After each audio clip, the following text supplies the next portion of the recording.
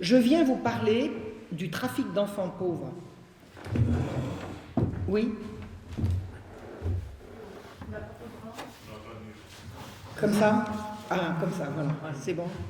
On reprend? Je viens vous parler du trafic d'enfants pauvres, qui est un phénomène qui a un précédent historique que j'ai particulièrement bien étudié. Et c'est pour étudier ce problème que j'ai repris des études d'histoire à un âge plus que canonique, puisque canonique, je crois que c'est 40 ans, et que j'ai repris mes études d'histoire à 51 ans. J'en ai à présent 72, ça fait donc bientôt. Ça fait plus de 20 ans maintenant que je fais de l'histoire. Oui, vous m'entendez bien là? Un peu plus fort. Alors, s'il y a de l'écho, je n'y peux rien. Vas-y, voir. Là, comme ça? Non, il y a toujours de l'écho. Bien en face, peut-être. Alors, je vais faire un gros bisou au micro. Je vais mettre un gros bisou avec du rouge à lèvres. Est-ce que là, ça va? Et là, là, c'est mieux. Il n'y a pas d'écho. Mais ça résonne moins, mais vous m'entendez du coup? Très bien. Bon, je vais essayer de parler plus fort. Au milieu du XVIIe siècle, c'est-à-dire les années 1600, la France était ravagée par la guerre civile et elle voyait ses villes envahies par des mendiants et des miséreux qui fuyaient les campagnes pour s'installer au cœur des villes. Alors on imagine que quand il y a la misère, c'est dans les villes alors que les campagnes sont pourvues, c'est juste l'inverse. Les villes étant toujours approvisionnées, quand il y a des malheurs à la campagne, les gens suivent les convois de grains qui vont alimenter les villes et se retrouvent au cœur des villes.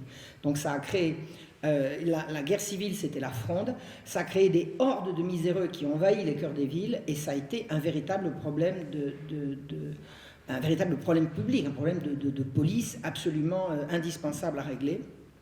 Et tous ces mendiants et ces miséreux posaient plusieurs problèmes d'ordre public, dont l'un consistant à considérer que parmi tous ces mendiants, il y en avait qui faisaient la comédie. C'est-à-dire qu'un mendiant, c'est quelqu'un qui va exciter la pitié, et pour exciter la pitié, il n'y a qu'à faire semblant. Donc, vous aviez effectivement des margoulins qui abusaient et se faisaient un métier de feindre la misère. On appelait leurs antres au cœur de Paris notamment les cours des miracles. Alors pourquoi disons cours des miracles? Parce que ils se retrouvaient au cœur de blocs d'immeubles en carré, vous voyez. Donc une fois que vous passiez la porte de cette cour, les éclopés, les aveugles, ceux qui avaient tout un tas de misère, ils faisaient sauter les béquilles et ils trottaient comme des lapins. C'est pour ça qu'on appelait ça des miracles. Donc vous aviez effectivement une faune de faux mendiants qui abusaient de la charité publique et ils étaient tellement organisés, ils étaient tellement forts, tellement puissants qu'ils ont véritablement posé un problème de police. Et d'ailleurs, c'est la police qui a réglé le problème. Alors je vous le dis en 2 mots comment ça s'est fait. Quand le lieutenant général de police a décidé de fermer la cour des miracles, il l'a encerclé par des archers. Il a dit le dernier sorti sera pendu. Ça a été vite fait. Ça a été très très vite fait. Je ne sais pas s'ils ont pendu le dernier, mais enfin ils sont tous sortis et on a fermé la cour des miracles comme ça. Pourquoi je vous raconte ça? Parce que il est facile, et ça s'est vérifié, de prétendre que tous les mendiants sont des gens qui exagèrent, sont des menteurs, sont des margoulins. Alors, il est bien évident que ce n'est pas le cas. La misère au mi-temps du siècle était absolument réelle et atroce. 4 ans de guerre civile, 4 ans de fronde, ça avait vraiment causé une misère absolument abominable. Et les associations, les sociétés qui faisaient œuvre de charité habituellement étaient débordées. Les associations, les institutions charitables savaient faire pour un mendiant, 2 mendiants, 10 mendiants, pas pour 150, pas pour 1000, pas pour 2000. Vous voyez ce que je veux dire? Donc, il y a eu un véritable problème qui a nécessité de prendre des mesures absolument drastiques pour le régler. Alors, on connaît le nom d'un saint homme qui s'y est attaché. Il s'appelle Vincent de Paul. Il s'appelait Vincent de Paul. Il s'est appelé Saint Vincent de Paul 100 ans plus tard. Mais à l'époque, Vincent de Paul est simplement un prêtre qui prêche la charité efficace. On vient le voir en disant « Mon père, qu'est-ce qu'on peut faire pour aider tous ces miséreux ?» Réponse « Qu'est-ce que vous savez faire? Qu'est-ce que vous pouvez faire? Que chacun fasse à la mesure de ses moyens, de sa bonne volonté, mais surtout de ses moyens, et tout ira mieux. » Donc, la charité efficace de Vincent de Paul, c'est « Faites tout le bien possible, faites tout ce qui est en votre pouvoir. » Maintenant, alors il avait ce qu'on appelle la piété en acte. Il y a un jour une dame qui vient le voir en disant: mon père, mais vous me demandez d'aller ici, vous me demandez d'aller là, je n'ai même plus le temps d'aller à la messe, je n'ai même plus le temps de faire mes prières. Et la réponse de Monsieur Vincent est absolument magnifique. Il disait: quand vous quittez l'oraison pour soigner un malade, vous quittez Dieu pour Dieu. Soigner un malade, c'est faire oraison. Et la bonté, la piété et la générosité de M. Vincent a été telle qu'il a traversé véritablement, il a traversé les âges. Il est un personnage absolument incontesté. Même Voltaire, qui pourtant ne réussissait à dire que du mal des gens, lui, là, il a cherché, il n'a pas trouvé comment il pouvait dire du mal de M. Vincent. Alors, il y avait d'autres personnes, beaucoup moins saintes et beaucoup moins généreuses que M. Vincent, qui voulaient s'attacher au problème de la mendicité. Alors, c'était les membres d'une secte appelée la Compagnie du Saint-Sacrement. Ces gens étaient des laïcs, c'est-à-dire qu'il n'y avait pas de prêtres dans la Compagnie du Saint-Sacrement, majoritairement des hauts magistrats, ou des magistrats subalternes, mais des hauts magistrats, des grands bourgeois, des princes, des gens de pouvoir qui ont décidé de venir à bout de la mendicité en propageant le bien à leur manière. Alors, d'abord, ils prétendaient que pour faire le bien le mieux possible, il fallait se cacher. Donc, ils ont cultivé le secret. Donc, une société secrète qui veut absolument faire le bien, tout le bien possible. Si vous avez du bien à faire, pourquoi vous cachez-vous? On ne vous demande pas de sonner la trompette, mais au moins, pourquoi vous cachez? Or, c'est véritablement une société secrète qui a fonctionné sous l'appellation de Compagnie du Saint-Sacrement. Ils ont voulu absolument régenter la vie publique sur le plan spirituel. Alors j'insiste, c'était des laïcs, ils n'avaient rien à voir avec la hiérarchie ecclésiastique, mais ils voulaient lutter contre les hérétiques, ils voulaient lutter contre les juifs, ils voulaient pourchasser les protestants, et ils voulaient pourchasser les filles de mauvaise vie, les mendiants, tous les gens qui ne marchaient pas droit. Les filles de mauvaise vie, on les attrape, on les fouette. À quel titre? Ben rien, comme ça. Parce que le bon Dieu le veut, et comment vous le savez? Ben il me l'a dit. Il me l'a dit dans le secret de mon intimité avec lui. Petit à petit, ils en sont venus à vouloir interdire les fêtes publiques.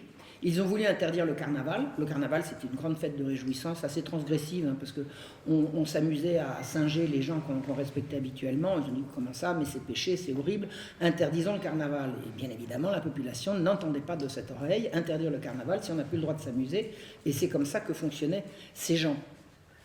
Et alors, de fil en aiguille, ils ont fini par s'offusquer qu'on secourt les mendiants, c'est-à-dire qu'on leur donne la charité, sans qu'ils se soient confessés avant. Alors, bis repetita, de quoi je me mêle? De quoi je me mêle? Si quelqu'un doit se mêler de savoir si quelqu'un a mérité l'absolution ou pas, c'est un prêtre. C'est pas un magistrat, c'est pas un bourgeois, c'est pas un marchand. De quoi se mêle-t-il? Et ils s'en mêlaient en permanence. Ils ont même prétendu obliger les médecins à ne soigner que les malades ayant été entendus en confession. Vous imaginez? Vous imaginez? C'était des bigots, des cagots, obsédés par le secret. C'était une secte. C'était une secte de gens extrêmement puissants, qui ont fait tout ce qui était dans leur pouvoir pour obtenir la bénédiction de l'Église qui leur aura toujours refusé. L'Église n'a pas cautionné, n'a pas béni les actions de la Compagnie du Saint-Sacrement. C'était non parce que non. Alors, il faut savoir que M. Vincent faisait partie de la secte. Alors, il faut absolument être précis sur le sujet. Quand les messieurs de la Compagnie sont allés voir M. Vincent en lui disant: nous voulons créer une association qui fasse ceci, qui fasse cela, il a dit: mais bien sûr, je me joins à vous. Il n'y a jamais siégé. Il y a été inscrit, il n'y a jamais siégé. Jamais il n'a participé à aucune des actions de messieurs de la Compagnie du Saint-Sacrement. Alors, la position de messieurs de la Compagnie par rapport aux mendiants, c'est quoi? Un mendiant, c'est un fainéant. Ben oui, il n'a qu'à travailler. Pourquoi il ne travaille pas? Pourquoi il ne travaille pas? La terre manque de bras, et ceci et cela. Un mendiant, c'est un fainéant, c'est-à-dire qu'un mendiant, c'est quelqu'un qui est coupable. Et on va extrapoler, salaud de pauvre. Les pauvres sont des salauds. Ils n'ont qu'à travailler. S'ils travaillaient, s'ils étaient comme il faut, ils ne seraient pas pauvres. Alors, ces messieurs de la Compagnie ont décidé de contribuer à venir à bout du phénomène dont je vous ai dit que c'était vraiment un phénomène d'ordre public. Ils ont décidé d'en venir à bout en mettant les pauvres au travail, en les enfermant et en les punissant. Le travail forcé, la prison et La maltraitance. Vraiment, le système qu'ils ont mis au point consistait à maltraiter les pauvres. Alors, ils se sont penchés, alors c'était bien avant la Fronde, parce que le problème de la mendicité, c'est un problème récurrent à travers les siècles. Ils se sont penchés pendant 9 ans, comme juristes, sur la rédaction d'un projet qu'ils ont soumis au jeune Louis XIV en 1656. 1656, c'est la fin de la guerre civile, c'est la fin de la Fronde. Messieurs ont un projet tout prêt. Alors, messieurs, en général, quand je dis messieurs, c'est messieurs du Parlement. Il n'y avait pas que des juges. Le Parlement, c'est le tribunal. Le Parlement, c'est les juges. C'est pas du tout une assemblée comme on l'entend aujourd'hui. Le Parlement, c'était les juges. Donc, ils sont allés voir le roi en lui disant « Majesté, nous avons un projet qui va vous permettre de venir à bout du problème récurrent de la mendicité et des désordres publics touchant cette forme de pauvreté et cette forme d'activité visible absolument partout. Nous avons élaboré un projet de création d'un hôpital général. Ils y avaient travaillé pendant 9 ans. 9 ans, je ne sais pas si vous imaginez, ils ont absolument examiné tous les cas de figure et ils ont porté ça à Louis XIV, qui, tout jeune, il avait 18 ans, il a signé. C'est ahurissant. Quand vous savez l'autorité qu'avait Louis XIV et quand vous savez ce qu'a été les statuts de l'hôpital général, on est étonné. On est étonné que le roi ait pu signer une chose pareille. Il y a plusieurs explications. D'abord, c'est qu'il arrivait au pouvoir, puisque la guerre civile venait juste de s'arrêter, il avait d'autres chats à fouetter que de s'occuper des pauvres. Et je vous assure que le travail ne manquait pas. D'autre part, il est évident qu'il ne les a pas vus venir. Il ne les a pas vus venir. Maintenant, je vais vous raconter ce qui s'est passé. L'institution qui va s'appeler l'hôpital général et qui va se charger des pauvres dans les villes est une institution qui fonctionne dans une totale opacité dans son fonctionnement. Il est impossible de savoir qui fait quoi si on n'y est pas, si on n'en fait pas partie. C'est absolument impossible. L'Église y est présente comme potiche. C'est-à-dire que l'archevêque de Paris est censé siéger au conseil d'administration, on ne l'invite jamais, il n'y vient pas. L'institution a des prêtres à qui on ne demande pas leur avis. Enfin, tout le fonctionnement de l'hôpital général se fait entre laïcs et donc, qui ont pour tutelle unique messieurs du Parlement. L'Église n'a aucune espèce d'influence dans le fonctionnement de l'hôpital général. C'est absolument, vous allez voir, quand le conflit va éclater, vous allez voir à quel point c'était grave. Et les juges, donc les juges du Parlement de Paris, ils sont absolument tout puissants. Même les comptes de l'hôpital général sont hors de portée de qui que ce soit. Personne ne sait combien l'hôpital gagne, combien il dépense, combien il a d'argent, combien il a de capital. C'est impossible à savoir. Les messieurs élisent eux-mêmes, enfin choisissent eux-mêmes un receveur qui ne leur rend des comptes qu'à eux-mêmes. Personne ne peut savoir ce qui se passe. Et c'est devenu une institution absolument énorme qui gérait rien que sur Paris des milliers et des milliers de gens. Alors, la Compagnie du Saint-Sacrement, je vous ai expliqué, c'était une espèce d'État dans l'État. C'est-à-dire qu'il prenait des décisions en secret et un roi absolu ne peut pas tolérer une société secrète sous son nez. Donc, sous la pression les judicieux conseils de son parrain Mazarin, Louis XIV a décidé de dissoudre la Compagnie du Saint-Sacrement. Or, la Compagnie du Saint-Sacrement tenait tous les postes à l'hôpital général, tous les postes à responsabilité, de directeur, de gérant, enfin tous les postes importants étaient tenus par les membres de la Compagnie du Saint-Sacrement. À partir du moment où la Compagnie est dissoute, qui va diriger l'hôpital? Eh bien, ça ne va pas être mieux, ça va être pire. Les magistrats dévots de la Compagnie ont été remplacés par des magistrats jansénistes. Alors, je ne sais pas si vous avez entendu parler de ce que c'est que le jansénisme. C'est une dérive catholique qui est une espèce de protestantisme de l'intérieur. C'est-à-dire que ce que dit le protestantisme, c'est « nous n'avons pas besoin du pape », parce que c'est entre Dieu et nous. Je caricature, mais c'est pour vous permettre de comprendre de quoi il retourne. Les jansénistes, ils disent « nous avons besoin du pape, mais le pape se trompe ». On va lui expliquer. C'est-à-dire qu'en fait, c'est une opposition à l'intérieur de l'Église. Ils n'ont pas fait schisme alors que les protestants ont été schismatiques. Les protestants ont dit « nous ne voulons plus du tout obéir à l'autorité du pape », alors que les jansénistes vont dire « nous voulons absolument obéir au pape, mais une fois qu'il aura compris que c'est lui qui se trompe et c'est nous qui avons raison ». Alors, les magistrats jansénistes qui remplacent la Compagnie du Saint-Sacrement à la tête de l'hôpital général, c'est les mêmes en pire.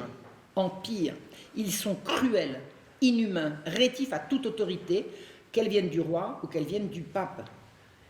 Ces gens sont absolument d'une cruauté indicible. Toute solution à tout problème qui a lieu dans l'hôpital général sera toujours au détriment des pauvres, au détriment des plus faibles, et avec la dernière cruauté possible. Je ne veux pas vous en faire le catalogue, c'est insoutenable. Ces gens ont cautionné pendant la Régence. Alors la Régence, c'est entre 1710 et 1723. Le roi meurt en 1710, et entre 1710 et 1723, c'est son neveu, Philippe d'Orléans, qui va assurer la Régence. Les magistrats jansénistes du Parlement de Paris, pendant la Régence, vont cautionner des exhibitions sadomasochistes qui vont faire passer pour des miracles. C'est d'une lubricité, c'est absolument insensé. Vous aviez un cimetière qui s'appelle le cimetière de Saint-Médard. Saint-Médard, c'est une paroisse du sud de Paris. Dans le cimetière, vous aviez des gens qui venaient et qui disaient, qui se penchaient, qui se couchaient sur la tombe d'un dévot laïque qui était mort là, qui était enterré là, et qui était pris de convulsions, de soubresauts, et de convulsions en soubresauts. Ils se mettaient à pousser des hurlements, on se mettait à lancer les jambes en l'air, on se dépoitraillait, on montrait ses fesses. Enfin, je ne sais pas si vous imaginez, le public du quartier venait regarder ça, c'était devenu une distraction, c'était rigoureusement indécent, ça n'avait rien à voir avec des miracles, ça l'Église était là pour le dire, et messieurs du Parlement ont cautionné ces spectacles qu'on appelait les convulsionnaires de Saint-Médard, qui ont tourné à des séances de sadomasochisme abominables. Des tortures, des gens percés, brûlés, baxés, absolument atroces, absolument atroces.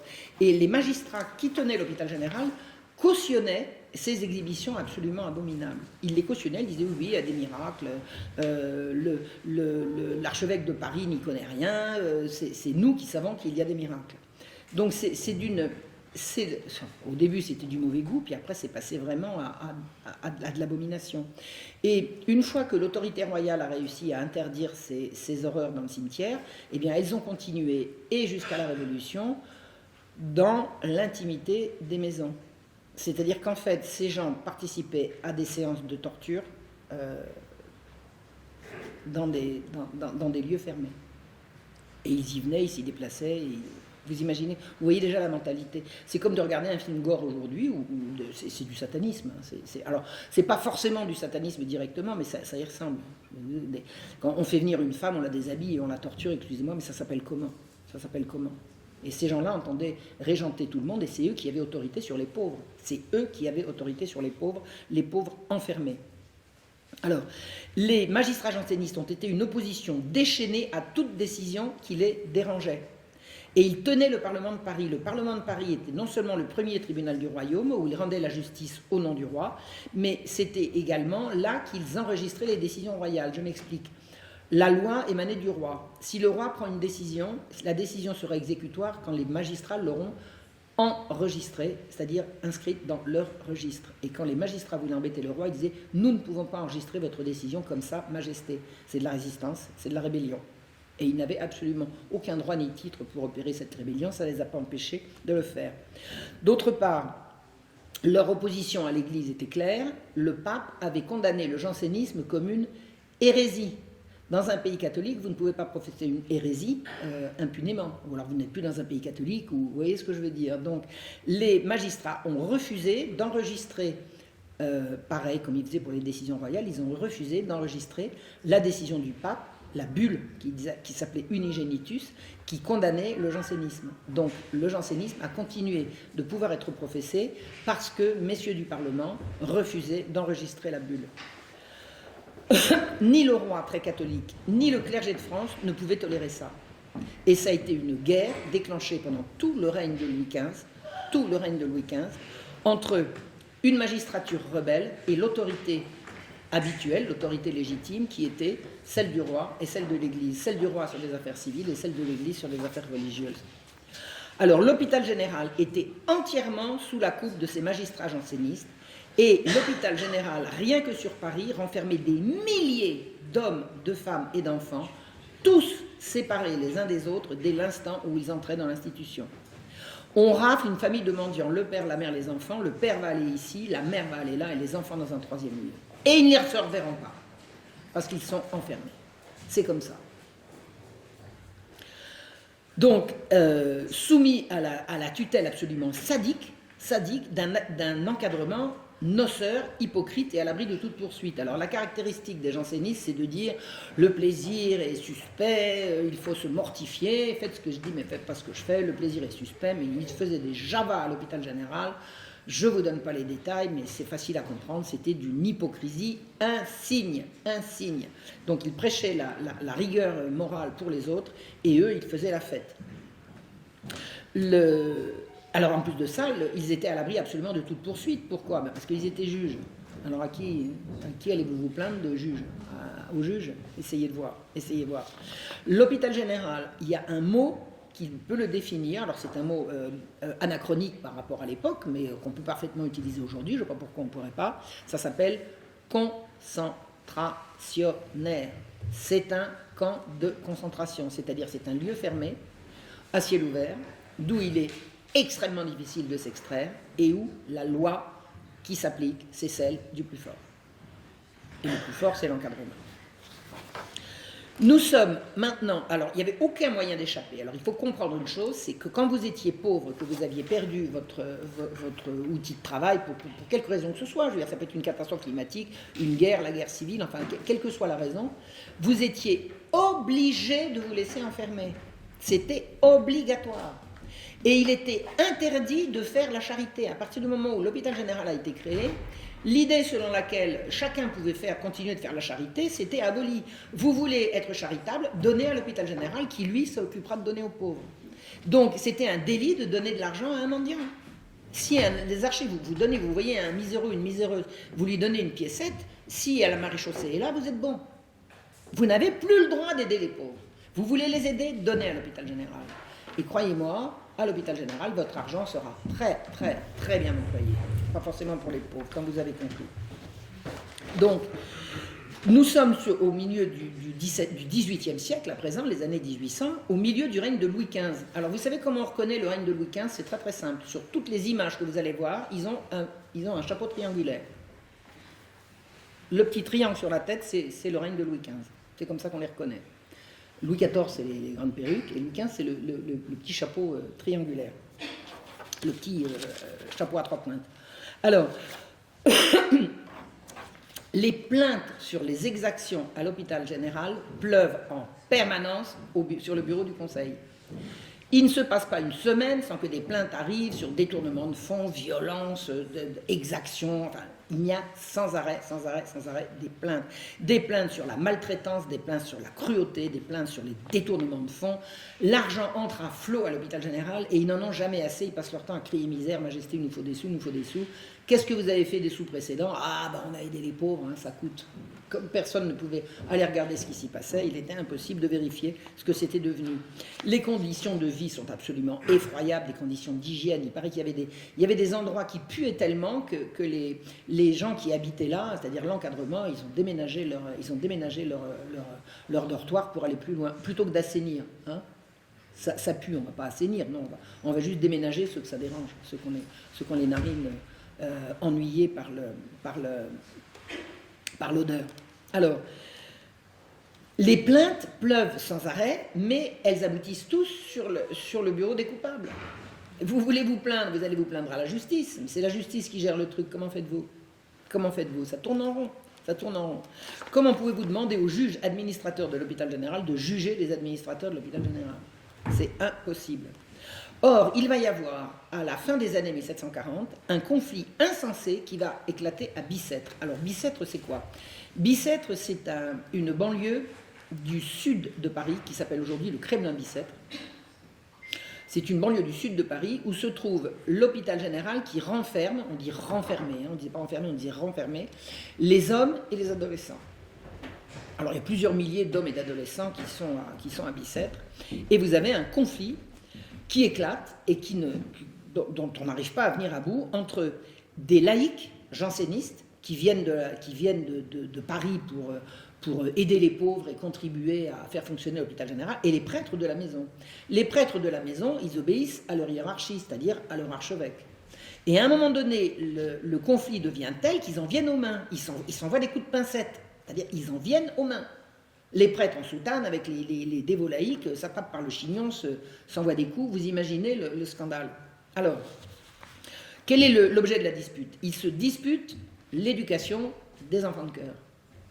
Voilà, il y a des enfants de chœur, parce que c'est une institution où il y a une église, il y a des prêtres, donc il y a des enfants de chœur, il y a des messes, donc voilà. Et les enfants de chœur, les prêtres et les dévots laïcs se disputent l'éducation des enfants de chœur.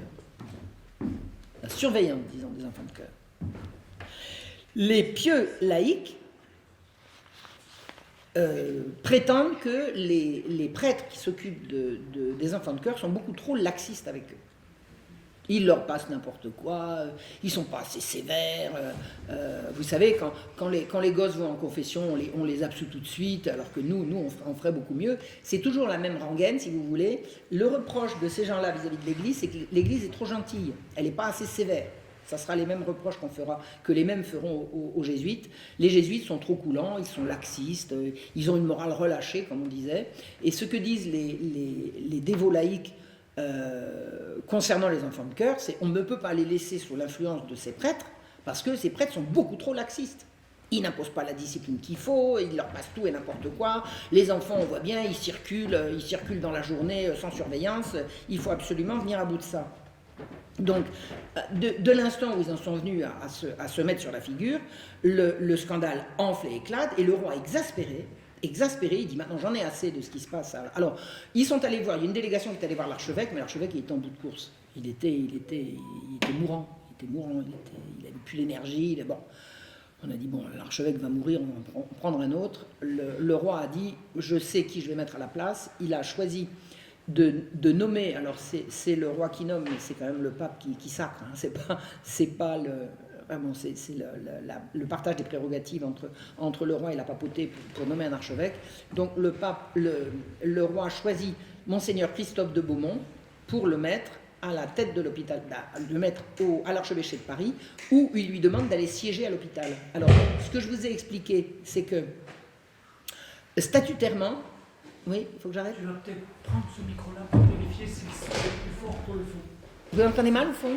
Regarde voir si ça marche. Là, c'est bon? Non, il faut peut-être le brancher. Là, voilà. C'est mieux?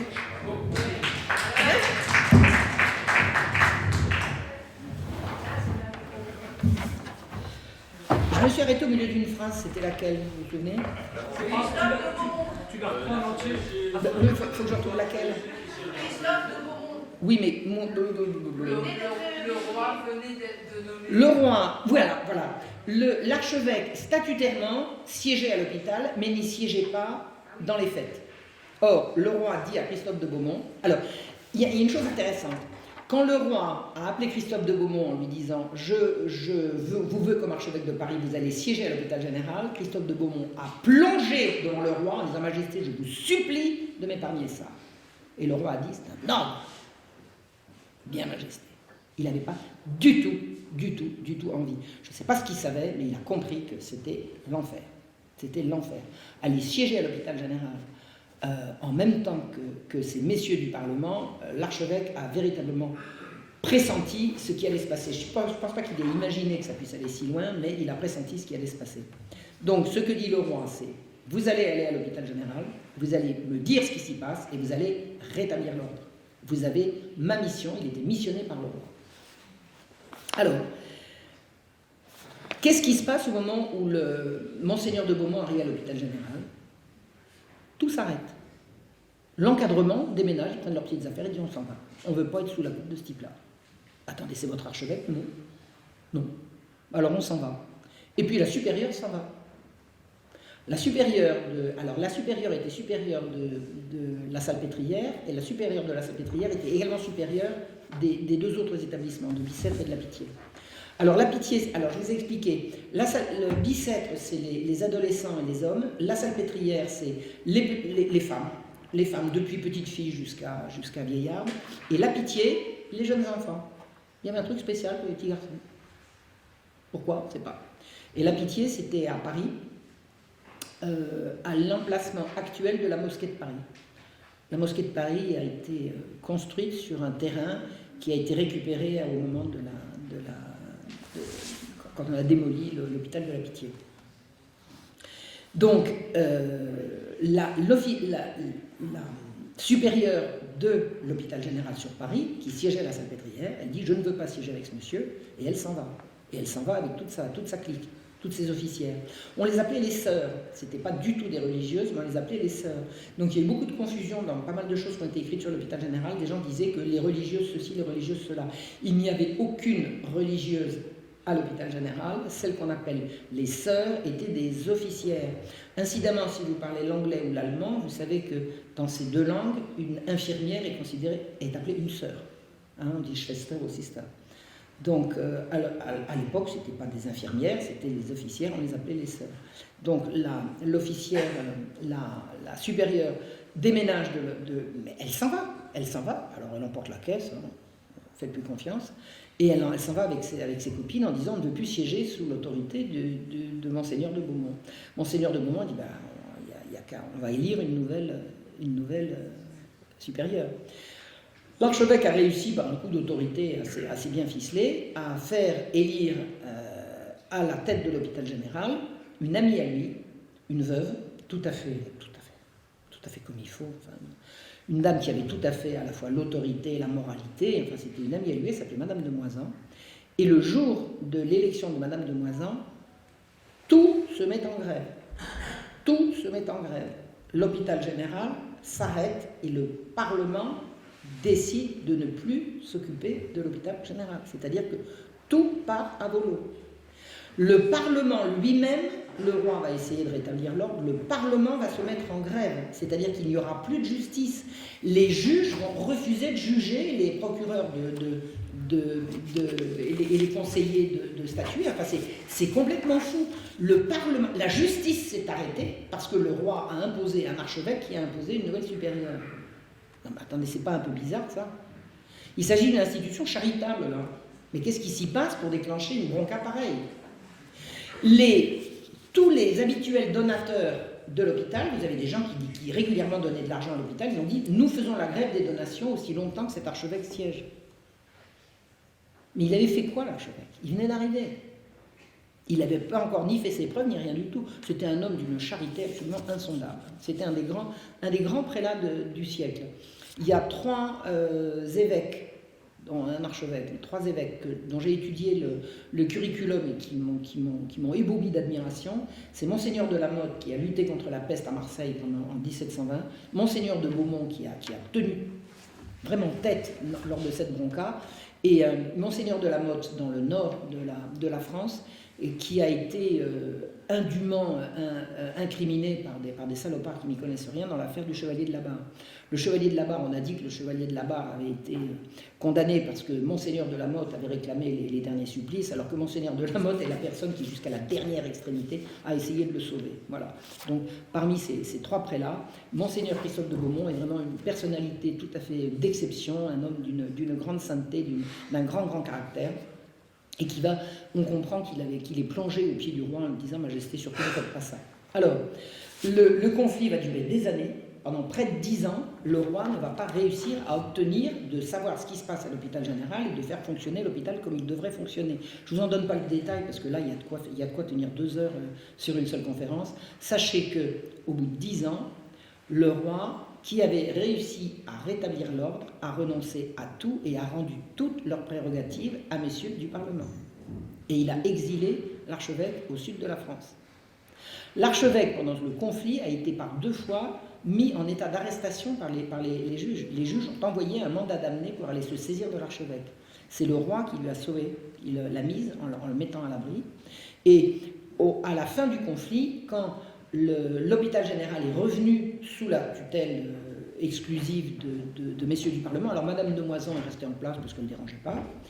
Le roi a envoyé Monseigneur de Beaumont à l'autre bout de la France à titre punitif, parce que Monseigneur de Beaumont avait résisté aux prétentions des magistrats. Alors, un aspect des prétentions des magistrats concernant l'hôpital général, les magistrats prétendaient que les affaires religieuses à l'intérieur de l'hôpital les regardaient eux. Et pour Monseigneur de Beaumont, comme pour tous les catholiques de l'époque, les affaires de l'Église regardent l'Église, les affaires de religion regardent les prêtres, et les juges laïcs n'ont rien à y voir. Ça n'est pas à eux de dire qui doit se confesser, qui doit... Ce n'est pas eux. Donc c'est une ingérence perpétuelle pendant tout le conflit, Il y a une ingérence perpétuelle des juges laïcs dans les affaires de religion. Donc le roi a fini par dire à Monseigneur de Beaumont, vous ne pouvez pas être un petit peu souple, et Monseigneur de Beaumont lui a dit, non, Majesté, avec ma conscience, je n'ai absolument que de la rigueur. Il est impossible pour moi. Donc il l'a envoyé à l'autre bout de la France. Eh bien, pendant que Monseigneur de Beaumont siégeait au bout de la France, qu'est-ce qui pouvait bien se passer à l'hôpital général? Il n'y avait plus personne pour regarder. Il n'y avait plus personne pour regarder, mais il se passait quoi? Il se passait quoi exactement? Il se passait quoi? Qu'est-ce qui se passait qui justifie un tel mouvement qui interdise dans les fêtes d'y aller voir? Ben moi je suis allé voir. Je suis allé voir. Le scandale de l'hôpital avait commencé à Bicêtre, entre, vous vous souvenez, les pieux laïcs et les prêtres à propos des enfants de cœur. Eh bien, figurez-vous, alors j'ai essoré toutes les archives, j'ai rien trouvé, mais un jour je reçois un coup de fil de la bibliothèque d'Auxerre. Marion, venez voir, on est en train de préparer l'année Restif de la Bretonne, qui est un citoyen d'Auxerre.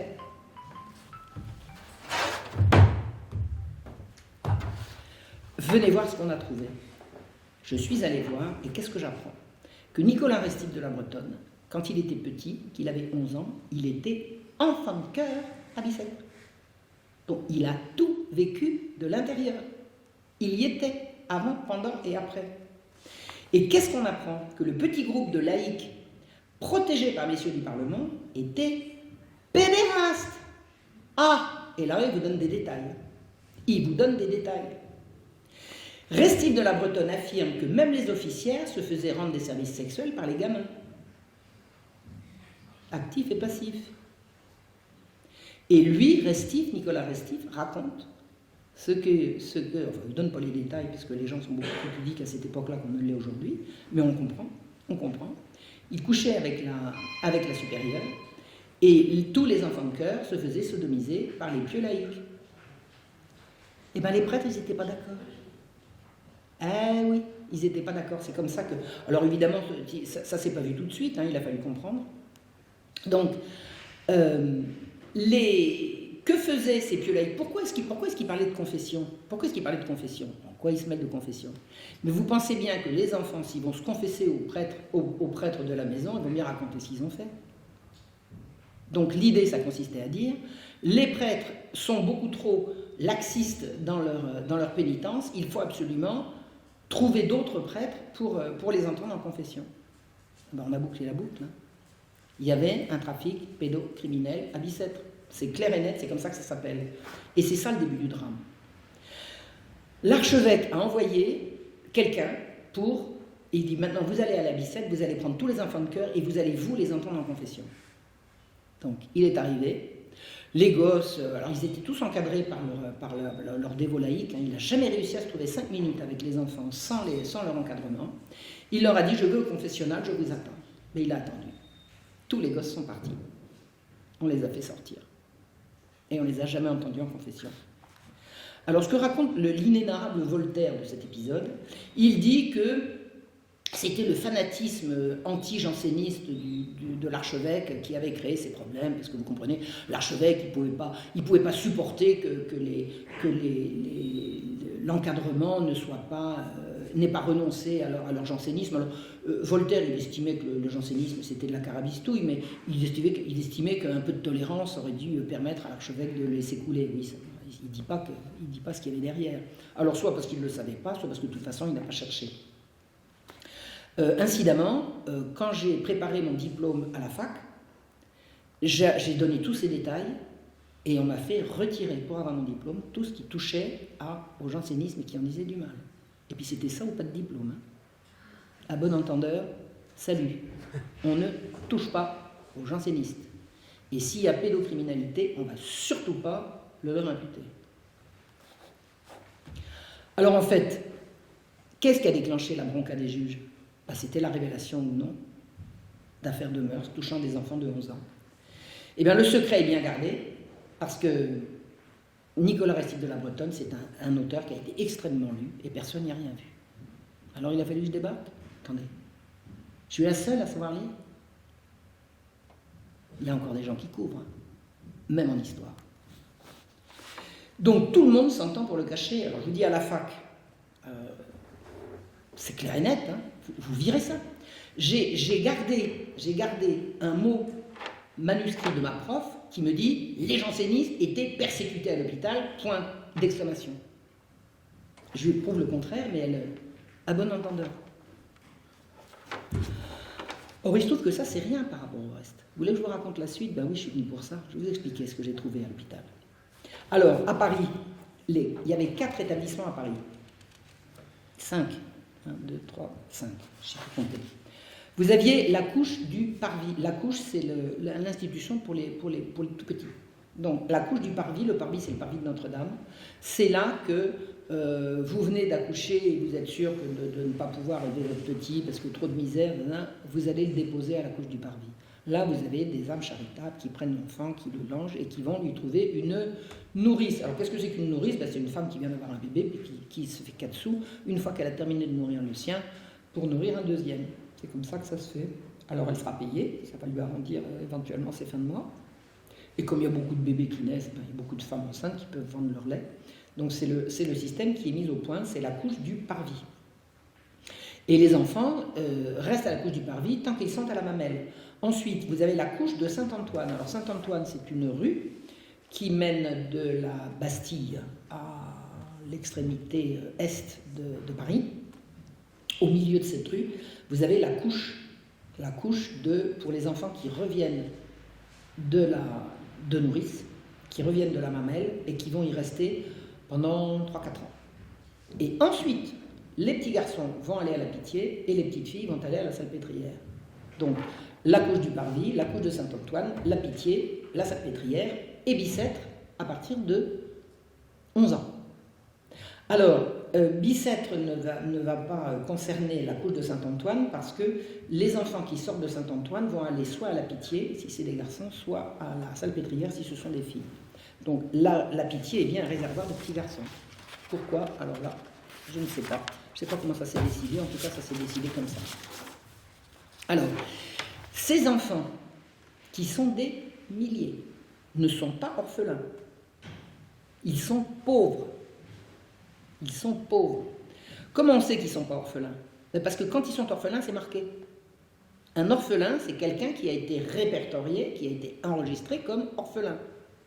Donc, ils ne sont pas forcément non plus abandonnés, parce que quand ils sont abandonnés, il y a encore un autre statut. Enfants abandonnés. Les enfants abandonnés, c'est pas dur. Les parents n'abandonnent pas leurs enfants à la poubelle. Ils font en sorte qu'ils puissent être ramassés par des gens charitables dont c'est la fonction. Donc, un enfant abandonné, c'est un enfant abandonné. Un enfant orphelin, c'est un enfant orphelin. Et la majorité des enfants qui se retrouvent dans ce circuit ne sont ni l'un ni l'autre. Ce sont donc des enfants pauvres, des enfants de pauvres.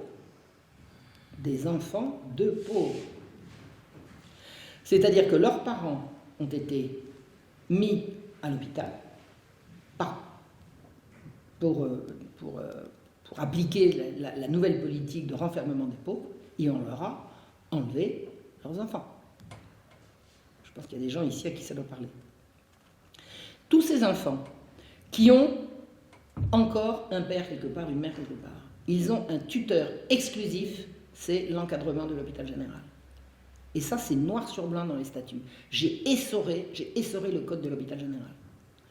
Dès que vous êtes pauvre, vous perdez votre droit parental sur vos enfants. Et le droit parental n'existe pas à l'époque, c'est l'autorité paternelle. Un père cesse d'être un père dès qu'il est tombé dans le gouffre de malheur et d'abomination qu'est l'hôpital général. Donc, tous ces enfants qui rentrent dans l'institution ont pour tuteur exclusif messieurs du Parlement. C'est-à-dire que la pauvreté prive les parents de leur autorité et de leurs enfants.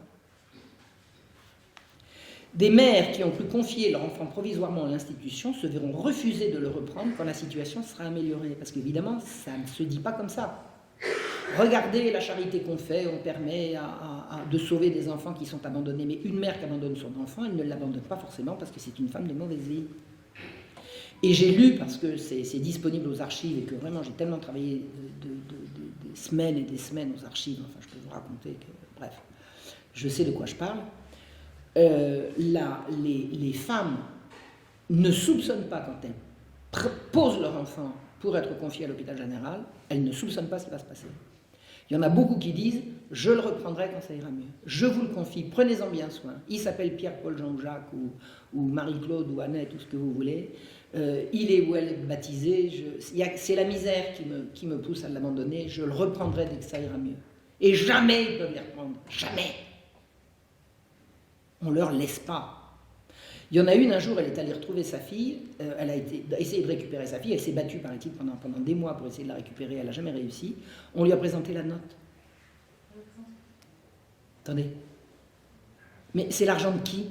C'est l'argent de la charité? C'est de l'argent public? Elle a dit, mais vous savez, votre enfant, ça... Non, mais c'est fou, quoi. De toute façon, elle ne l'a pas récupéré. Elle ne l'a pas récupéré. Alors, ce qui frappe quand on regarde alors vous avez des registres d'entrée et de sortie de la salpêtrière, et c'est là-dessus que j'ai travaillé. C'est un peu pénible, je trouve. C'est sur ces registres que j'ai travaillé. Et on constate, la première chose qu'on peut constater, c'est que la mortalité de ces enfants est effroyable. C'est effroyable. Comment peuvent-ils mourir dans de telles conditions alors que l'institution est là pour les faire vivre, pour en prendre soin?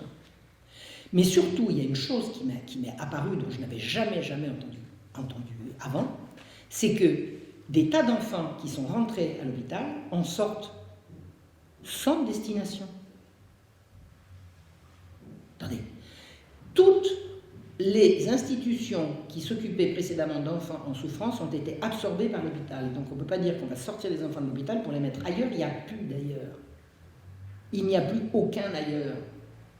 Donc un enfant qui rentre à l'hôpital est censé y grandir ou y mourir, mais pas en sortir. Or ils sortent sans arrêt. Alors si, il y a ceux qui sortent qui vont à l'Hôtel-Dieu, parce que l'Hôtel-Dieu c'est l'hôpital au sens contemporain du terme. L'Hôtel-Dieu c'est là où vous allez quand vous êtes malade. Mais ils vont à l'Hôtel-Dieu puis ils reviennent. Partis à l'Hôtel-Dieu le 3, revenus à l'Hôtel-Dieu le 15 ou le 7, enfin, tout est consigné dans le registre, tout est consigné. Et tous ces enfants qui sortent et qui ne reviennent pas, ils sont allés où? Mais ils sont allés, il n'y a plus d'ailleurs. Il y en a qui s'en vont et qui reviennent. Mais ils étaient où? Puis ils repartent. Puis ils reviennent. Mais à quel titre? Ça, c'est pas marqué. Tout est consigné, mais pas ça. J'ai vu un truc qui m'a fait dresser les cheveux sur la tête. Un petit garçon de 6 ans était venu d'Auxerre. J'ai étudié Auxerre, parce que c'était à côté de chez moi. Et il est sorti 4 jours après son arrivée, seul. Alors, on l'amène d'Auxerre, hein, il a pris une péniche, il est rentré, on l'inscrit, il rentre, et 4 jours après, il sort. Pour où? On ne sait pas. On ne sait pas. Et vous savez quelle est la caractéristique de ce petit garçon? Il est muet, imbécile et paralytique. Il est censé aller où? Alors, muet et imbécile, j'ai ma traduction. Ce pauvre gosse devait simplement être sourd. Et un gosse sourd dont on ne s'est jamais occupé, il peut passer pour imbécile, tout simplement. En tout cas, il était handicapé, et handicapé moteur. Il ne tenait pas debout. On peut savoir où il est allé, qu'est-ce qu'ils en ont fait. Mais vous pouvez imaginer le pire. Je ne vois pas ce qu'à part le pire, on peut imaginer dans un cas pareil. Les passages de la couche à la salpêtrière sont encore plus insensés. Alors je vous ai expliqué, la couche de Saint-Antoine, c'est les enfants qui, revenus de la mamelle, vont passer quelques années en attendant d'être dispatchés entre la Pitié et la salpêtrière. Il y a 1 kilomètre entre la couche de Saint-Antoine et la salpêtrière. Je l'ai fait en un quart d'heure à pied. Ça, je peux autant vous dire, moi j'ai tout vérifié. Il faut passer la Seine quand même, une fois que vous avez fait vos 10 minutes de marche à pied pour atteindre la Seine, mais là il y a un bac. Et le bac, il appartient à la salpêtrière, donc il est toujours disponible pour l'hôpital général. Donc en une demi-heure, c'est plié. Vous sortez de la couche de Saint-Antoine avec une dizaine de gosses dans un carrosse, une demi-heure après, ils sont arrivés à destination. À destination pour celles qui vont à la salpêtrière, et 1 kilomètre de plus pour aller à la Pitié. Donc en 1 heure, c'est plié. D'accord? Eh bien, figurez-vous que pour parcourir ce 1 ou 2 kilomètres, 30% des enfants qui sortent n'arrivent pas à destination. 30% de chute. Ils sont tombés dans l'eau, quoi. C'est quoi ça? Attendez, j'ai mieux. 60% arrivent à destination 1 ou 2 jours plus tard. Et, tenez-vous bien, j'ai cru au début, j'ai dit je me suis trompé, non. Ils arrivent 2 jours plus tard dans les 2 destinations. C'est-à-dire que les petites filles parties le lundi vont arriver le mercredi, et les petits garçons partis le lundi vont arriver également le mercredi dans un autre lieu. Donc ce n'est pas un préposé qui s'est trompé. On peut savoir où ils ont passé 1 ou 2 nuits. On ne peut pas savoir. On peut juste imaginer. Eh bien, leur mortalité à la suite de ce transfert est atroce. La moitié d'entre eux seront morts dans les 3 mois. Ils ont 6 ans, 7 ans, ils ont survécu à l'abandon, ils ont survécu à tout, et 3 mois après, ils sont morts. Mais ils sont morts de quoi? Qu'est-ce qu'on leur a fait? Moi, j'ai trouvé encore pire. Écoutez bien. Ceux qui sont restés à la couche de Saint-Antoine. La couche de Saint-Antoine, vous revenez en sortant de nourrice.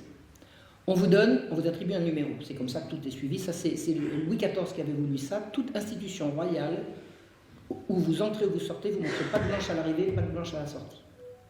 Partout. Que vous soyez matelot, prisonnier, enfant de la couche, n'importe. Vous entrez, vous sortez, vous pointez à l'entrée, vous pointez à la sortie. Donc j'ai étudié tous ces contrats, et tous ces registres, et les petits-enfants qui arrivent de la couche du parvis, qui reviennent de nourrice, on leur attribue un matricule, avec un numéro d'ordre, une date, etc., etc. Compte tenu du nombre d'enfants qui entrent chaque année, et ça c'est vérifiable dans les registres, compte tenu du nombre de contrats d'apprentissage qui ont été signés dans le quartier. Vous avez Saint-Antoine, c'est un quartier d'artisans, on peut très bien imaginer que les gosses, ils vont se trouver un patron qui va les prendre en apprentissage, et puis ils vont quitter la couche comme ça. Compte tenu du nombre de décès, parce qu'il y a un registre des décès, on sait qu'il y a un petit cimetière, donc il y a 200 enfants qui ne sont ni en apprentissage, ni décédés, ni transférés, qui sont rentrés et qui disparaissent. 200 par an. 2000 sur 10 ans. Que sont devenus ces gosses?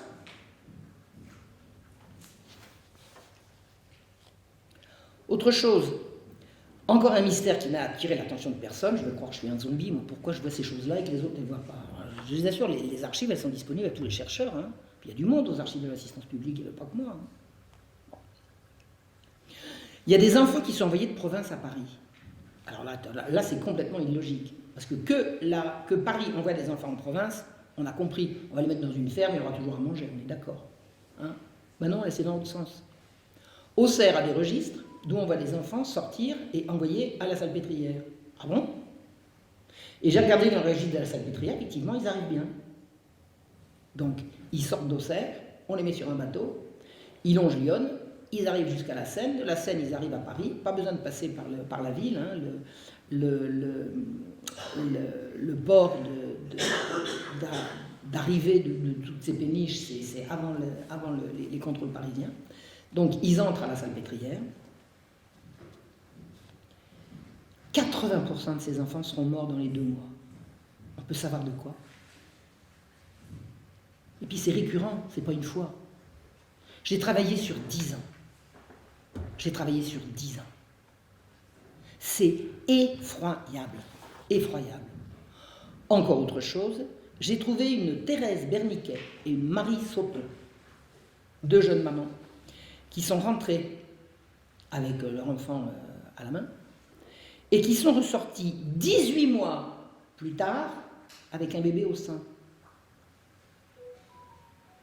Une grossesse, c'est pas 18 mois. C'est-à-dire qu'elles se sont fait mettre enceinte dans le cadre de l'hôpital général. Qui leur a fait des enfants? C'est pas les officiels, c'est pas les prêtres, peut-être les juges qui ont leur appartement.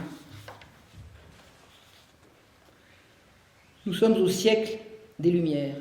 Vous avez peut-être entendu comme moi que le siècle des Lumières, c'est également le siècle du libertinage. Et si c'était ça le libertinage du siècle? Est-ce que vous croyez qu'on peut dire que la Salpêtrière a été un gigantesque lupanar pour magistrats pervers? Eh bien, moi, je crois. En tout cas, ça y ressemble. Les administrateurs exclusifs de ce cloaque étaient les plus ardents opposants à l'autorité du roi et à celle du pape. Ce sont des gens qui ont préparé la révolution, d'accord? Ils étaient d'abord jansénistes. Alors, ils étaient d'abord dévots de la Compagnie du Saint-Sacrement, ensuite jansénistes, et puis après francs-maçons. Eh oui.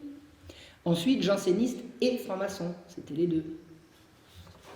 Ils sont ceux qui ont fait dépecer vivant le malheureux Damien. Damien, c'est un domestique d'une quarantaine d'années qui s'en est pris au roi, pour des raisons, je vous expliquerai ça un autre jour si on a le temps, mais enfin bon, ça touchait encore aux mœurs, peu importe. Il a été mis à mort dans des conditions d'atrocité qui dépassent l'entendement. Et les juges qui ont décidé ça et qui ont refusé qu'on l'achète, c'est eux. C'est les mêmes. Ce sont les mêmes. Le siècle a le goût de l'atroce et de la transgression et de l'amoral. Un certain Boyer d'Argence, alors un homme des Lumières s'il en fut, ami de Voltaire et consorts, a écrit un livre qui s'appelle Thérèse philosophe, dans lequel il justifie de sodomiser des enfants, parce qu'il en a besoin, quand le désir l'aiguillonne et qu'il veut pouvoir travailler. S'il n'a pas un petit enfant ad hoc, comme il dit, pour lui servir de pot de chambre, il n'arrive plus à travailler. Donc un homme de bien doit absolument avoir ça à disposition. Et il ajoute, sinon il risquera de s'en prendre aux enfants à ses enfants propres ou à ceux de ses amis. Alors si ce n'est pas ses enfants propres et ceux de ses amis, c'est quoi? Ben, les enfants des pauvres, ne cherchez pas, ils sont là pour ça. Il y a une historienne qui s'appelait, elle est morte la malheureuse, parce qu'elle est... Bon, ça a été un drame, enfin bref, une excellente historienne qui a fait un travail absolument étonnant sur la prostitution et la police des mœurs. Elle s'appelait Erika Marie Benabou. Alors je vous dis que l'histoire est atroce parce qu'elle avait terminé son travail de thèse et elle s'est défenestrée juste avant de la présenter.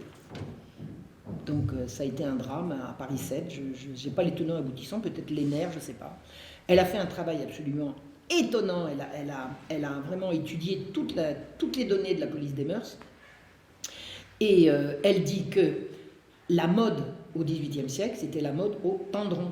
On voulait des petits. La mode, c'était de dire « Ah là là, elle était drôlement mignonne, elle avait la petite fille. » Mais il était impossible dans le monde de la prostitution, parce que c'était extrêmement surveillé et on peut l'assurer avec certitude, il n'y a pas de doute là-dessus, aucune mère maquerelle, aucun bordel n'aurait vendu un pucelage. Jamais. Jamais, jamais, jamais, jamais. La mère maquerelle qui s'y risquerait se verrait, on la mettrait torse nu, on lui ferait traverser toute la ville à califourchon avec un chapeau de paille sur un âne, avec à recevoir la boue, les pierres. Enfin, c'est non. Personne ne va prendre ce risque. Personne ne va prendre ce risque. On ne vend pas de pucelage. D'autre part, et là excusez-moi, je vais être très cru, mais il y a certaines pratiques. Je dis le mot, bon, la sodomie ne se pratiquait pas, on n'obligeait pas les prostituées à l'accepter. Alors, s'il n'y a pas de tendron dans les bordels et qu'on n'oblige pas, faut que les amateurs trouvent autre chose, non? Allez, je vous laisse deviner. Maintenant, je vais vous raconter ce qui s'est passé en 1750 à Paris. Pendant 6 mois, entre 1749 et 1750, les exempts c'était des agents de police, ont enlevé dans les rues des enfants sur le chemin de l'école, sur le chemin de l'atelier ou sur le chemin du catéchisme. Les gosses, ils reviennent, tagadi, tagada, je reviens de l'école, hop, les exempts passent, un carrosse s'arrête, trois hommes sautent, ils ceinturent le gosse, on le charge, et ensuite, mais où est le petit? Il est rentré de l'école. Ça s'est fait subrepticement au début, et puis de façon de plus en plus voyante, pendant 6 mois, au bout desquels des émeutes d'une violence inouïe ont secoué Paris. Vous ne pouvez pas vous imaginer ce que ça a été. Paris était en état de siège. C'est cette révolte que j'ai appelée la Marche Rouge. Alors ça, c'est un mot de moi. Pourquoi? Parce que le soulèvement des parents en Belgique à propos de l'affaire Dutroux a été appelé la Marche Blanche. Le soulèvement des parents parisiens en 1750, c'était une marche rouge, sanglante. Ils ont tué des enleveurs d'enfants. Ils en ont fait de la charpie. Ils ont même accroché des cadavres, mais accroché un cadavre cloué sur la porte du lieutenant général de police qui était responsable. Ça a été un soulèvement inimaginable. J'en donne le détail dans mon livre La Marche Rouge. Un procès s'en est suivi. Et qui a jugé? Ben, messieurs du Parlement. Hein, on est bien d'accord, ce sont les juges. Ben, vous savez ce qu'ils ont trouvé, les messieurs du Parlement? Ils ont fait pendre 3 émeutiers qui avaient défendu leur petit frère ou leur fils. Et ils ont condamné les enleveurs à quelques livres d'amende. 1 livre, c'est 1 franc. Le hurlement de révolte qui a saisi la population, qui a entendu le verdict à la sortie du palais de justice, vous ne pouvez pas vous imaginer ce que ça a été. Comment? Et les juges avaient fait un délit pendant le procès de prétendre que les enleveurs d'enfants avaient reçu des ordres. Prétendre qu'ils avaient reçu des ordres était un délit. Et vous savez ce qu'ils ont fait, les enleveurs d'enfants? Ils ont mis la main à la poche, ils ont dit « Tenez, c'est ça l'ordre, lisez bien, je l'ai reçu, je l'ai gardé. » Ils avaient tous des ordres écrits, et c'était un délit de le dire. Cette révolte des parents, que j'appelle la Marche Rouge, a été le plus violent soulèvement entre la Fronde et la Révolution. Et ça, c'était véritablement un soulèvement populaire. C'était un soulèvement populaire. C'était des artisans, c'était des femmes d'artisans, les femmes se sont beaucoup manifestées, mais pas uniquement. Ça a été également un soulèvement de domestiques. Les domestiques se sont distingués dans... Ça a été incroyable, incroyable. Le pouvoir a vacillé. Et le roi a dit, mais qu'est-ce qu'il raconte? Qu'est-ce qu'il raconte? Il raconte qu'on me livre des enfants, mais c'est n'importe quoi. Enfin, le roi était outré. Il y a des gens qui disaient, le roi disait, on me traite de sardane à pâle, qu'est-ce que c'est que cette histoire? Moi, j'ai rien fait, alors là, je veux bien le croire. Là, pour le coup, je vais bien croire que tous ces ordres d'enlever les enfants, c'était pas passé par l'autorité du roi. C'était en dessous. C'était en dessous. Mais en tout cas, les ordres ont bel et bien été donnés et appliqués. Donc, la révolte a fait que ça s'est arrêté. Alors, ça s'est arrêté à Paris. Ça s'est continué plus loin en banlieue. Moi, je me suis demandé, qu'est-ce que c'est que ces enlèvements sur ordre? À quoi ça rime? À quoi ça rime? Pourquoi faire? Ils ont des enfants à l'hôpital. On voit bien qu'ils s'en servent. C'est quoi ça? Pourquoi? Alors, je suis allé voir aux archives, je suis allé voir dans les registres, je dis, est-ce qu'il y avait, avec l'arrivée de l'archevêque est arrivé en 1749, avec l'arrivée de l'archevêque, est-ce qu'ils ont arrêté de faire sortir des enfants? Ben non, le même nombre d'enfants sortaient, donc ces arrestations d'enfants au milieu de la rue, qui a duré 6 mois, est indépendant des enfants qui ont sorti de l'hôpital général. Donc, pourquoi s'est-on mis à enlever des enfants comme ça? Pourquoi faire? Alors, il est possible, simple hypothèse, que l'administration de l'hôpital général a pu craindre que les enlèvements ne s'arrêteraient avec l'arrivée de l'archevêque. Donc, ils ont pris les devants. Mais ce n'est pas une bonne hypothèse. Figurez-vous que ces enlèvements sont à mettre en parallèle avec une campagne qui tend à vouloir supprimer l'esclavage des nègres. Vous savez, c'est la période esclavage des nègres, la traite triangulaire. On va supprimer l'esclavage des nègres qu'on va remplacer par des enfants des hôpitaux. Ah ben c'est pas bête ça. Hein? Au lieu d'aller chercher des nègres en Afrique, on les paye quand même. D'abord, il faut armer des bateaux, il faut les payer, il faut les transporter. Il n'y a qu'à se servir des enfants des hôpitaux, ils sont là. Et alors? Hein? Pas bête. Le souci, c'est que... Alors, ce gars s'appelait Pierron Chamousset. Il est présenté par la Bibliothèque nationale, la BNF, comme un philanthrope. C'est pas génial?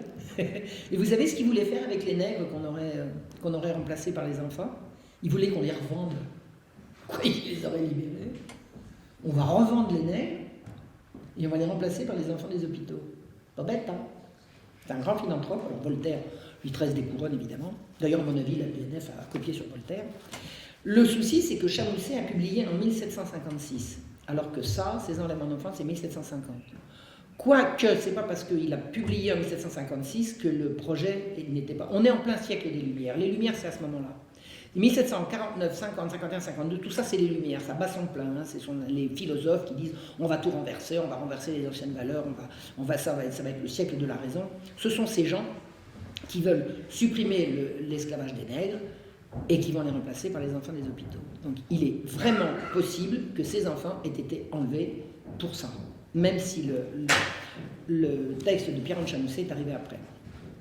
Alors, autre information que j'ai trouvée dans mes lectures, en mai 1750, au plus fort des émeutes, l'avocat Barbier. Barbier, c'est un mémorialiste qui a écrit depuis la Régence jusqu'à milieu des années 1760. Toute la Régence et le siècle de Louis XV, jour après jour, sous la plume de Barbier, c'est passionnant. C'est un type très intelligent, très sympa, comme il faut. Vraiment, c'est absolument passionnant à lire. Il écrit en mai « On m'a dit avoir reçu une lettre de Marseille par un particulier il y a plus de 15 jours, à qui un homme mande. Mandez-moi si on sait à Paris ce qu'on veut faire de tous les enfants qui arrivent. On en a amené plus de 2000 et on en attend encore. » À Marseille? Mais Marseille, c'est les ports vers la Méditerranée. Mais c'est quoi ce trafic? Mais c'est du trafic d'esclaves. C'est du trafic d'esclaves. Alors on a arrêté de les prendre à Paris, mais on n'a pas arrêté de les prendre en province. Et là, on a au moins une destination qui est sûre. Marseille, Toulon, pour les trafiquants d'esclaves de Méditerranée. Et là, c'est bien des Français de chez nous. Hein. C'est pas des... Vous voyez ce que je veux dire? Alors, qui trafique des enfants en direction des ports de Méditerranée? Enfin, allez-vous me dire, heureusement, la révolution va arriver, tout ça va s'arranger. Eh bien, écoutez, alors vous allez me croire, parce que vous allez me croire. Moi, quand je faisais ces travaux-là, je n'avais pas encore ouvert les yeux sur la réalité de tout ça. J'étais en train, hein, mais j'étais persuadé, je me disais, vivement la révolution, que ça s'arrête. Alors, je vais vous raconter. En 1790, ça fait un an que c'est commencé, hein, le très franc-maçon, duc de la Rochefoucauld-Liancourt, Liancourt pour les intimes, hein, duc de la Rochefoucauld, on va faire plus court, on va dire monsieur Liancourt, rend un rapport au comité de mendicité que l'Assemblée nationale a institué pour régler le problème de la mendicité. Ça fait 300 ans qu'on veut régler le problème de la mendicité et qu'on sort des nouveaux trucs. Donc la Révolution va faire comme les autres, ils vont faire un comité de mendicité pour régler le problème de la mendicité. Et M. Liancourt va plancher. Alors, c'est qui ce M. Liancourt? Il n'est pas que franc-maçon, il est ami de Diderot, de d'Alembert, de Condorcet, de toute la clique des Lumières. Il va dénoncer dans son rapport toutes les horreurs de l'hôpital que je vous ai décrites. Des milliers de malheureux vivent dans la crasse, la misère, l'oisiveté, la maladie, la cruauté, la brutalité d'un encadrement qui fait la noce sous leurs yeux et qui pille les ressources. Tout le constat fait par le duc de la Rochefoucauld, par M. Liancourt, est absolument conforme à ce qu'on en sait par ailleurs. Hein. Donc c'est un tableau saisissant de réalisme. Sauf qu'il n'a rien vu que les enfants disparaissaient. Et ça, je vous dis, c'est quelqu'un qui veut lire un registre, il peut faire comme moi. Vous savez, c'est pas difficile. Vous prenez un registre, vous faites des fiches sur un tableur, vous voyez bien que les gens, il y en a qui sortent, vous voyez bien qu'il y en a qui ont une destination, d'autres qui n'en ont pas. Il suffit de faire le boulot. Bon, apparemment, je suis la seule à l'avoir fait. J'espère n'être que la première et que d'autres vont suivre et qui vont redécouvrir encore un tas de choses. Toujours est-il que M. Liancourt n'est pas allé regarder que des enfants disparaissaient. Donc apparemment, au moment où il écrivait, personne ne s'était encore jamais penché sur le problème. Mais alors, ce qui est intéressant dans le rapport de M. Liancourt, c'est qu'il faut qu'il trouve des responsabilités. Hein? Si tout ça marche si mal, c'est la faute à qui? Vous et moi, on a compris que c'est la faute des administrateurs. Ben lui, il a vu autre chose. Pas du tout. Pas du tout. Les administrateurs sont blancs comme neige. Ils sont dévoués, désintéressés, charitables, exemplaires. Il n'y a rien à leur reprocher. Donc tout va mal. Et les exclusifs administrateurs de l'institution n'ont rien à y voir. Alors, il faut comprendre quoi? Il faut comprendre quoi? Eh bien, c'est ceux d'en dessous qui leur ont menti. C'est-à-dire que les administrateurs, ils ne sont pas dans l'hôpital, sauf quand ils viennent faire la javane. Ils viennent faire la javane, ils ne vont pas regarder ce qui se passe. Donc, ils donnent des ordres et ils reçoivent des informations de personnel subalterne. Eh bien, c'est la faute aux lampistes. C'est à ça que ça sert, un lampiste. Donc, il vous explique que tout va mal, que messieurs sont blancs comme neige, mais que c'est la faute aux lampistes. Mais attendez, ça ne suffit pas. Il y a une autre responsabilité qu'il faut absolument prendre en compte. C'est la faute de l'Église. Ben oui, voyons. Du moment qu'il y a des affaires de mœurs sordides et des abus, etc., c'est forcément qu'il y a des curés dans l'histoire. Vous savez, parce que je vous ai expliqué que ce n'est pas du tout le cas. Quand on a vu comment fonctionnait l'hôpital général, les prêtres de l'institution étaient là uniquement pour dire la messe, les sacrements, on ne les laissait même pas confesser les gens. Ils n'avaient aucune espèce d'autorité. Alors comment il fait Liancourt pour expliquer ça? Eh bien, il fait un historique toute la lutte contre la pauvreté et la mendicité de tous les siècles qui l'ont précédé. Et il raconte tout sauf la création de l'hôpital général de 1656. C'est-à-dire que dans les anciennes institutions, jusqu'en 1656, c'était l'Église qui s'occupait des pauvres. Et il ne mentionne pas la décision qui a supprimé le droit, cette possibilité à l'Église. C'est-à-dire que s'il fait l'impasse sur ce qui se passe en 1656, il raconte que l'Église dirigeait, il ne s'est rien passé, donc elle continue de diriger. Donc c'est de sa faute. C'est pas beau ça. C'est pas beau ça. Eh bien, figurez-vous que Diderot a fait pareil dans l'encyclopédie. Diderot, dans toutes les entrées de l'encyclopédie, alors maintenant, au début, quand j'ai commencé à travailler l'encyclopédie, il fallait que j'aille la chercher en bibliothèque. Alors c'est un machin qui est gros comme ça, je m'attendais pour tourner les pages. On ne fait pas comme un... Bon, extrêmement compliqué. Donc, tourner les pages de l'encyclopédie, pour savoir ce qui se passait à l'hôpital général, il faut chercher dans l'encyclopédie mendicité, enfance abandonnée, pauvreté, population, vous voyez, des entrées comme ça. Maintenant, il y a Internet, alors bing, vous appuyez sur un bouton, puis tout dégringole. Et j'ai cherché, j'ai essoré toute l'encyclopédie pour voir ce que Diderot pouvait raconter de l'hôpital général. Il n'en parle pas, l'hôpital général, le mot hôpital général n'y existe pas. Il n'y existe pas. Il n'y a pas d'hôpital général dans toute l'encyclopédie. Mais mieux, en 1656, il ne s'est rien passé. Rien. Il n'y a pas référence à la création de l'hôpital général en 1656. L'encyclopédie, c'est le dictionnaire du siècle. Alors écoutez, on va faire un dictionnaire du XXe siècle, d'accord? Vous et moi. On va tous plancher et chacun va y aller de son article. Et puis quand on va arriver à santé, on va oublier de mentionner la sécurité sociale. Bah quoi? Ça revient à ça. Et l'encyclopédie avait la prétention d'être un dictionnaire de tous les savoirs du moment. C'était ça sa prétention. Donc Liancourt face au comité de mendicité, face à l'Assemblée nationale, bon, et Diderot dans l'encyclopédie une vingtaine d'années avant, n'ont pas mentionné l'institution qui a ébranlé le trône. Le roi, à un moment donné, a failli perdre sa couronne. Il n'était plus obéi nulle part. Et c'est pas des couvertures d'exactions pédophiles, ça, ou alors j'ai mal compris. Il y a un jour quelqu'un qui m'a dit, vous ne prouvez rien. Moi j'ai dit, d'accord, ok, d'accord. Maintenant expliquez-moi vos hypothèses sur la disparition de tous ces enfants. Et je vous écoute. Je vous écoute. Si c'est moi qui ai l'esprit mal tourné, expliquez-moi ce que ça peut être. Parce que jusqu'à ce que je lise ce qu'a écrit Restif de la Bretonne, j'avais des doutes. Quand j'ai lu Restif, j'ai eu une certitude. J'ai cessé d'avoir des doutes. Je suppose que vous êtes comme moi, enfin j'imagine. Donc, Liancourt a menti, il a complètement couvert les administrateurs. Donc, ce qui s'est passé n'a jamais été dénoncé. Mais puisque ça n'a jamais été dénoncé, pourquoi ça sera-t-il arrêté? L'hôpital général, c'est devenu l'assistance publique, qui est devenu la zéro. Il n'y a jamais eu de rupture.